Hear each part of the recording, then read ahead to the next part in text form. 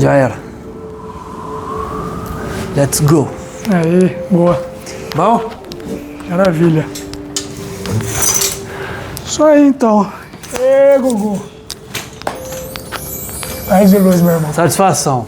Satisfação. Vou falar. Se arremessa no desconhecido, que o desconhecido tem muito para te oferecer. E isso eu tenho feito muito com as medicinas da floresta. Falando um pouco da medicina da ayahuasca, ou a medicina do Santo Daime, né? Que muitos conhecem como Santo Daime, que vem do Daime. O que é o Daime? O Daime é uma doutrina espiritual. Eu não vou saber falar muito bem, porque eu não adentrei esse caminho, né? Eu não me sinto pertencente a esse caminho. Mas eles também se apropriam da medicina da floresta, né? Que é a união entre o jagube e a chacrona. O jagube, ele é um cipó lá da Amazônia. E a chacrona é uma planta. Com a união do jagube e com a chacrona, se faz um chá. E esse chá indígena é muito antigo e milenar. Se prepara lá dentro de um caldeirão ou de uma panela grande e eles fazem uma reza muito forte e todo um preparo muito bonito, feito por masculino e feminino, e conduz ali todo aquele, tira aquele líquido, né, da propriedade de ambos, para se fazer essa medicina. E os indígenas sempre tiveram, os pajés e os xamãs sempre utilizaram essa medicina para adentrar na força espiritual, para adentrar o poder da natureza, para adentrar a força da jiboia. Então, para eles é um conceito muito antigo, muito milenar, é uma tecnologia que se utiliza, se toma para se resolver questões internas e às vezes as questões da tribo. Hoje em dia, a gente vê que está disponível em muitas casas xamânicas, em muitos centros espirituais, inclusive tem centros de Umbanda utilizando a ayahuasca como uma ferramenta de cura. E eu sinto no meu coração que essa liberação da medicina, né, essa facilitação da medicina para as outras pessoas, para o povo branco, é justamente para que se haja uma transformação, para que as pessoas possam sim ter a facilidade de ter a conexão com a medicina, porque eu não posso dizer mais nada além de amor. A medicina, ela faz você se conectar com o seu eu, você faz uma transformação interna muito poderosa e há aí uma necessidade, quando você adentra com a medicina, de fazer processos internos. Então, quando você toma, você ainda tem um tempo de processar tudo aquilo que foi mostrado para você e você poder trabalhar isso internamente. Então, acelera muito esse processo terapêutico, espiritual, que você consegue se transformar muito rapidamente. E para mim foi um divisor de águas, porque quando eu fiz o acesso eu estava numa crise existencial e foi através da ayahuasca, através dessa pessoa que adentrou a minha vida, que me abriu os caminhos, que eu consegui identificar a minha espiritualidade, acoplar essa espiritualidade na minha vida e determinar: esse é o meu ser, esse é o meu caminho, esse é o meu propósito e é isso que eu vim fazer. Vim trabalhar com a espiritualidade, com a força da natureza, vim trabalhar a espiritualidade com as terapias, vim trabalhar a espiritualidade com a minha própria evolução, a minha própria construção. Porque eu acredito muito que não tem como eu dizer uma palavra boa para você se eu não me construir primeiro. Eu não tenho como não fazer essa mudança interna para depois me doar. Porque senão eu vou ser um pote sujo. E para mim eu preciso fazer totalmente essa limpeza, olhar para dentro de mim, me reformular, me reconstruir, fazer várias outras reformas internas para eu poder chegar e falar: agora sim eu posso dar um pouco de mim para o mundo. Sem fazer isso, sem essa limpeza espiritual, sem essa reformulação da alma, eu não acredito que as pessoas estejam prontas para doar energia. Porque a doação de energia existe. Ela está em falta hoje em dia, né? Eu trabalho com benzimento e eu vejo quanto isso tem moldado a minha vida, porque toda vez que eu vou numa roda de benzimento, toda vez que eu abro um ponto de benzimento, eu preciso estar firmado, eu preciso estar bem, eu preciso ter me preparado, eu preciso ter me desenvolvido, e isso faz com que, antes de me doar para o meu irmão, ou dar aquela palavra de firmeza para ele, eu preciso fazer essa construção em mim. Então isso tem mudado o meu ego, tem me transformado, tem me moldado. E eu estou entrando para o caminho do rapé, que também é uma medicina da floresta. O rapé, ele é o pai, né, que ensina, e a ayahuasca é a mãe no xamanismo. E o rapé, ele é uma junção entre o tabaco, moe, que é um tabaco muito forte, junto com cinzas de árvores. Então eles simplesmente queimam essas árvores, os indígenas, pegam as cinzas dessas árvores, eles moem e fazem rezas. E através dessa reza se pega um tipi, né, e faz uma autoaplicação desse pozinho aqui e joga para dentro das suas narinas. E para eles é uma forma de concentração, é uma forma de iluminação da mente, de limpeza espiritual do campo. A gente fala hoje em dia muito sobre chakra. Toda vez que você aplica um rapé, os seus chakras eles fazem total limpeza para poder se harmonizar sozinho. E é muito forte. Então o rapé ele precisa de um momento de meditação, de concentração. Muitas vezes nós daqui da cidade precisa de uma dieta. A gente precisa ter paz para poder consagrá-lo, respeitar o grande espírito que é Deus, respeitar a natureza. Quando eu pego para fazer o rapé aqui, ó, eu peço licença, porque tudo tem um espírito. Na natureza tudo tem um espírito. Essa planta tem um espírito. Esse maracá que foi feito através de uma árvore que tem um espírito. Então tenha um respeito por esse espírito. Nada é em vão. Não existe nada que não é preenchido. O universo é amplo. Ele precisa ser respeitado. Os animais precisam ser respeitados. As árvores têm conexão com a gente. Nós somos conectados com todos nós por uma rede invisível. Então, esse conceito que eu trago, as medicinas que são muito antigas, quando chegam para mim, chegam com muito respeito. Quando eu tive o primeiro acesso às medicinas, veio com muita força. Eu passava muito mal. E hoje eu percebo o quão menos mal eu estou passando. Porque a forma que o mal passa por mim agora, ele é muito mais sutil. Porque a alma, quando começa a se moldar, se construir com muita verdade, porque não é fácil fazer esse caminho, eu sinto que é igual esse copo. Quando eu pego uma mangueira e jogo nele, se ele estiver sujo, uma hora vai começar a transbordar e esse copo vai ficando cristalino. Então é isso que o xamanismo vem transformando o meu ser. E eu não conseguiria chegar aonde eu cheguei hoje sem a ajuda espiritual de algumas pessoas que adentraram o meu caminho e as medicinas da floresta. Os que fizeram eu mudar o meu conceito de vida, integrar mais com a natureza, integrar mais com a minha verdade, foi as medicinas da floresta.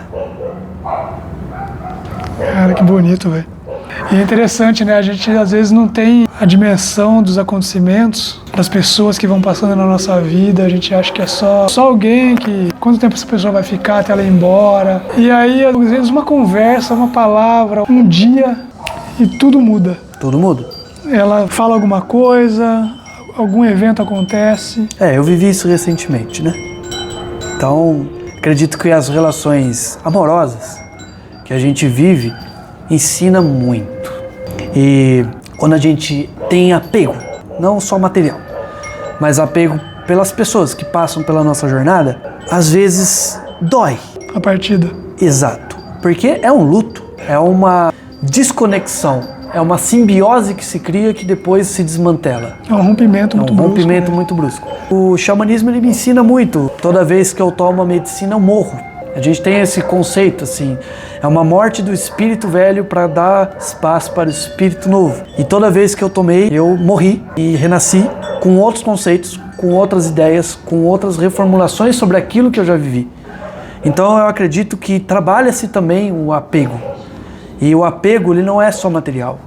Hoje em dia os apegos eles são com pessoas, são a necessidade de ser visto, de ser aceito.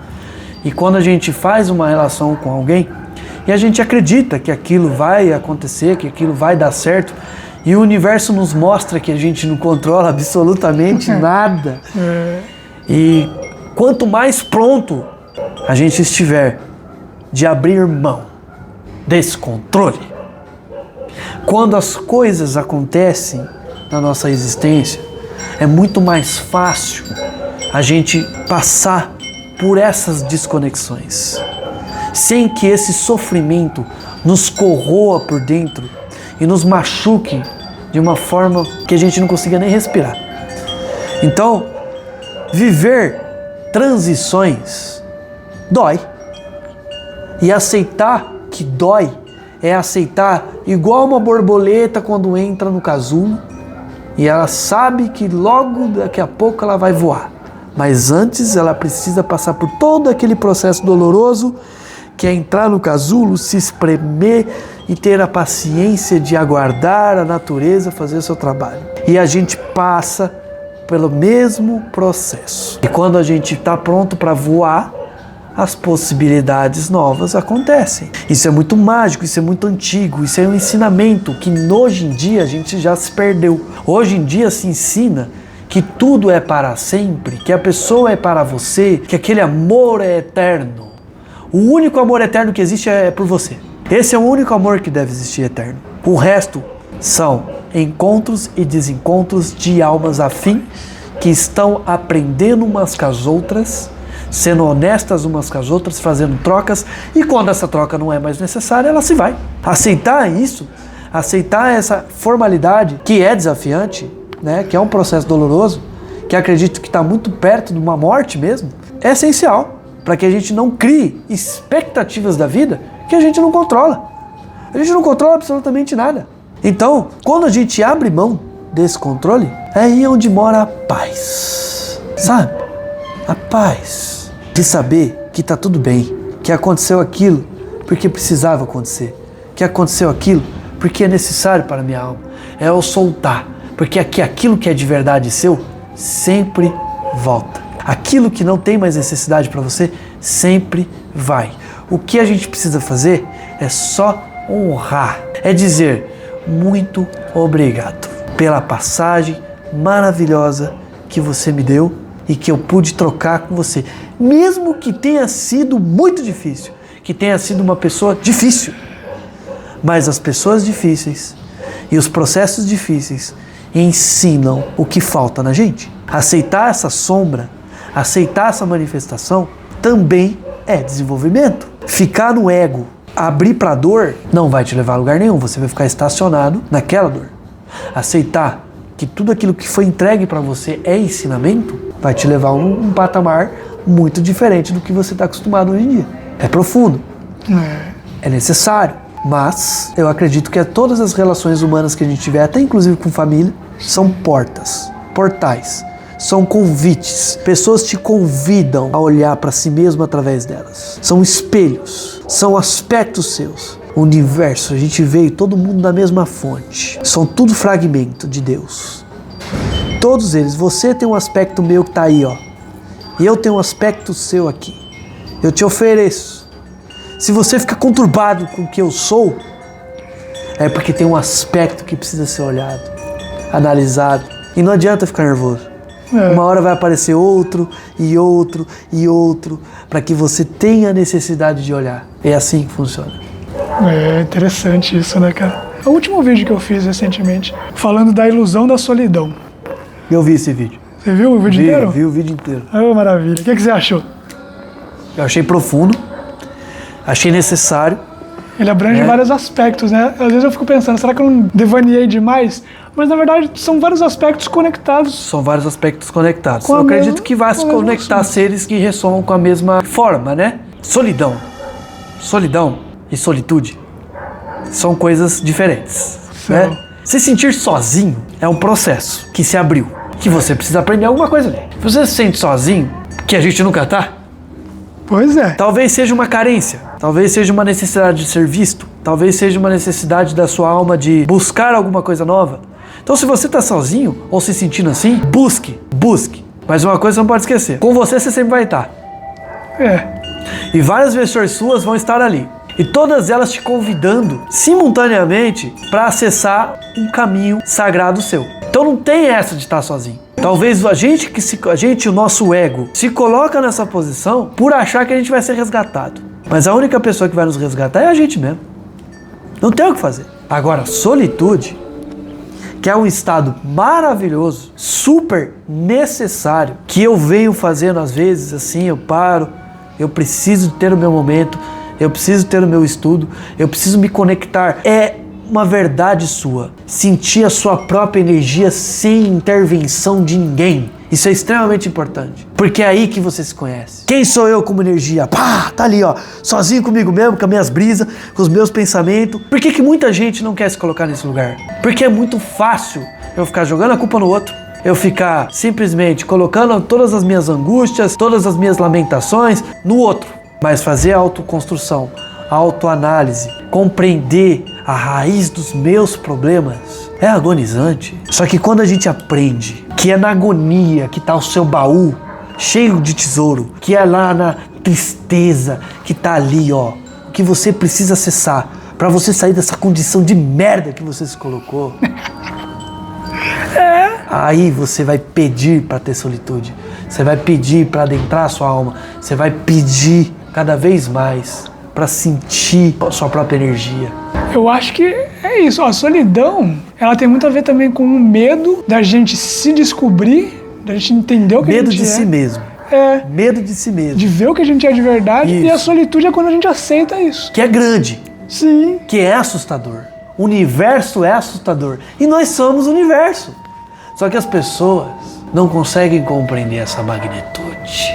O universo, ele é infinitamente vasto, cheio de possibilidades. A gente que cria os bloqueios na nossa cabeça. Nós nos colocamos nas situações que nós nos colocamos. E tomar esse poder dá medo, porque a partir daquele momento que Deus fala pra você assim, você pode o que você quiser. E aí, o que eu vou fazer com isso? Então, quando você adentra, fazendo uma meditação, Sim. fazendo uma respiração, fazendo uma movimentação, e você para, e você se conecta consigo, com a sua própria energia, e começa a se moldar, começa a ouvir aquilo que você talvez pensou que fez errado, e que precisa de uma reestruturação, é nesse lugar que eu acredito que a solitude e a solidão pode trazer, sabe, aquele amargo da laranja que sai assim, ó, que é o que mais tem nutriente para a sua vida, é lá.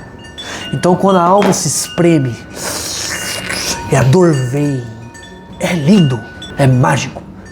E quando eu adentro novamente as medicinas, quando eu vou fundo na minha profundeza, quando eu choro litros e litros e litros, é ali que mora uma verdade minha que eu nunca quis olhar. E aí eu me transformo novamente. E quando eu saio, e eu tenho que sustentar aquela barra toda de ser eu. E aí você começa a acoplar aquilo em você, e você olha para os dois lados e fala, nossa, como tudo é muito bonito. E foi me ensinado que tudo era muito feio. Então, para mim, no meu caminho xamânico, a beleza da vida é isso. É quanto mais profundo você for na sua alma, quanto mais verdade você colocar sobre si, quanto mais honestidade você tiver numa palavra com o irmão, quanto mais honestidade você tiver com a natureza, com as folhas, com o respeito, com o chão que você pisa, com os lugares que você vai e você pede licença para entrar, quanto mais conectado você tiver com a sua essência e entender que você faz parte do todo e que nada está separado, e que se você não perdoa um irmão, você também está se envenenando. Para mim isso é mais espiritual do que qualquer mantra que eu for fazer. É viver o espiritual dia a dia, com calma, com tranquilidade, com fundamento, com disciplina. É isso. Então eu venho descobrindo que nem tudo é bonito, que nem tudo é gratiluz. Pois é. Que a verdadeira espiritualidade é nas trevas, é lá no escuro, é onde ninguém quer acessar. Porque acessar o gratiluz é fácil, é lindo, é mágico, mas a moldança profunda começa na sombra. Não tem outro lugar.